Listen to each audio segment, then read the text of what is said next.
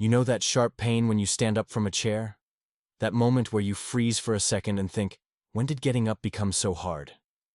Here's something that'll surprise you.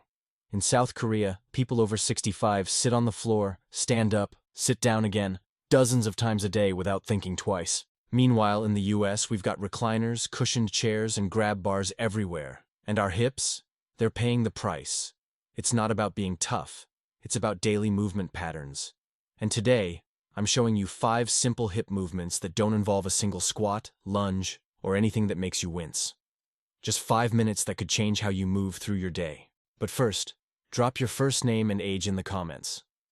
I read every single one, and I want to know who's ready to feel lighter on their feet again. All right? Let's talk about why your hips hurt when you stand. Most people think it's arthritis or just getting old. Sometimes sure, but more often, it's stiffness from sitting. Your hip flexors get tight, your glutes forget how to fire, and suddenly standing up feels like lifting a car. The good news is your body remembers how to move smoothly. It just needs a reminder. Let's start with something I call the seated hip circle. You're going to stay in your chair for this one, which already feels better, right? Sit toward the front edge of your chair, feet flat on the floor about hip-width apart. Now, imagine you're drawing a small circle with your right knee. Not your whole leg, just your knee. Move it forward, out to the side, back, and around. Slow, controlled circles. Do 10 one direction, then 10 the other way. Then switch legs. What's happening here is you're lubricating the hip joint without any weight or pressure. Inside your hip, there's synovial fluid that keeps everything gliding smoothly, but it only flows when you move. This gentle circling wakes up that fluid and reminds your hip socket that movement doesn't have to hurt. For men over 60, this also helps with balance, because you're training each hip independently. If you need to make it easier, start with smaller circles, maybe just 5 each way. Do this twice a day, morning and evening, 10 circles each direction per leg. And here's what you'll notice after a few days. When you stand up, there's less of that grinding sensation, less of that pause where you're waiting for your body to cooperate. Now that we've got some movement in the socket, let's open up the front of your hip.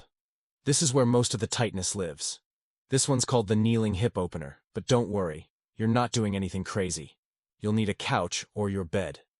Kneel on a pillow with your right knee and put your left foot flat on the floor in front of you, like you're proposing. But here's the key. You're not lunging forward. Instead, tuck your pelvis slightly, like you're trying to bring your belt buckle toward your ribs. Then gently shift your weight forward just an inch or two until you feel a stretch in the front of your right hip. Hold that for 30 seconds. Breathe.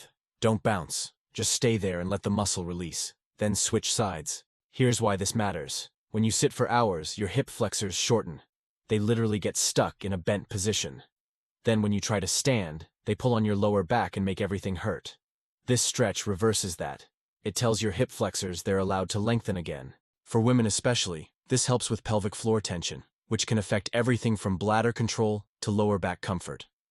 If getting on the floor feels like too much, you can do a standing version. Put your right foot on a low step or stool behind you, bend your left knee slightly, and do that same pelvic tuck. You'll feel the stretch in the same place.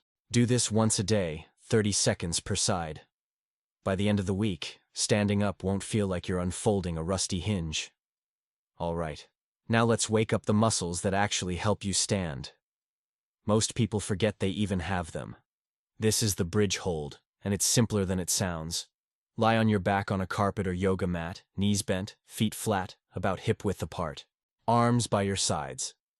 Now, press through your heels and lift your hips toward the ceiling. Not as high as you can go, just until your body makes a straight line from your knees to your shoulders. Hold it there for 10 seconds. Lower down slowly. Rest for 5 seconds. Repeat 5 times. What you're doing is turning on your glutes, the muscles in your butt. These are the powerhouse muscles that should be doing most of the work when you stand. But after years of sitting, they go dormant. Then your lower back and hip flexors try to compensate, and that's when pain shows up. This bridge wakes them up and says, "Hey, remember me? I'm supposed to help here." For men over 60, this also supports prostate health indirectly because better pelvic floor strength improves blood flow and reduces pressure in that area. For women, it's a game changer for posture and reduces that forward lean that happens with age. If holding for 10 seconds is tough, start with 5. If you want to make it easier, don't lift as high.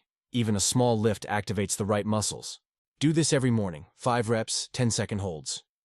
You'll notice that getting out of bed becomes smoother, and standing from a chair doesn't require a push-off anymore. Now let's add rotation, because your hips don't just move up and down, they twist. This one's called the supine twist, and it feels amazing. Stay on your back, legs straight. Bend your right knee and bring it across your body toward the left side, like you're trying to touch your right knee to the floor on your left. Your right shoulder stays on the ground. Hold for 20 seconds, feeling that gentle twist through your hip and lower back. Then bring it back and switch sides. This movement does something special. It creates space in your hip joint and releases tension in your lower back at the same time. Think of it like wringing out a towel. All that tightness from sitting gets unwound. For people dealing with sciatica or that shooting pain down the leg, this is often the first exercise that brings relief. It's also great before bed, because it calms your nervous system. If your knee doesn't reach the floor, that's fine. Let gravity do the work. Don't force it. You can even put a pillow under your knee for support. Do this every evening, 20 seconds per side, and you'll sleep better because your hips aren't locked up anymore. Last movement, and this one ties everything together. It's about control and stability. I call it the standing hip shift. Stand next to a counter or sturdy chair for balance. Feet hip-width apart. Slowly shift your weight onto your right leg and lift your left foot just an inch off the ground. Don't lean. Keep your torso upright. Hold for 10 seconds. Put your foot down. Shift to the other side. Do 5 on each leg.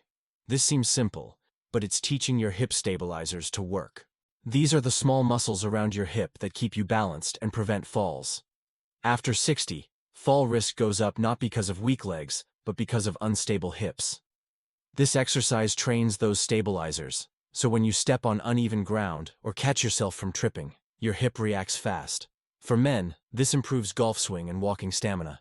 For women, it reduces knee pain because stable hips mean your knees don't wobble inward when you walk. Start with 5 seconds if 10 is too much. Use 2 hands on the counter if you need to. The goal isn't to be perfect. It's to build control. Do this once a day, 5 reps per side, and watch how much more confident you feel on stairs and curbs. Now let's put this all together into one quick routine you can do every day. I'll give you 2 options depending on when you want to do it. Morning hip wake up. Do the seated hip circles while you're having coffee, 10 each direction per leg. Then the bridge hold right on your bedroom floor before you even get dressed, 5 reps. Finish with the standing hip shift while you're brushing your teeth, 5 per side. Total time, 4 minutes. You'll move easier all day. Evening. Hip reset. Start with the supine twist on your bed or floor, 20 seconds per side. Follow with the kneeling hip opener, 30 seconds each leg. End with another round of seated hip circles to close the loop. Total time, 5 minutes. You'll sleep deeper and wake up less stiff. If you want to do all 5 in one session, go in this order. Seated hip circles, kneeling hip opener, bridge hold, supine twist, standing hip shift. 30 seconds to 1 minute per movement depending on reps. The whole thing takes 7 minutes max. The secret isn't doing these perfectly, it's doing them consistently. 3 times a week is good, 5 times a week is better. Every single day, that's when you'll notice you don't think about standing up anymore. It just happens.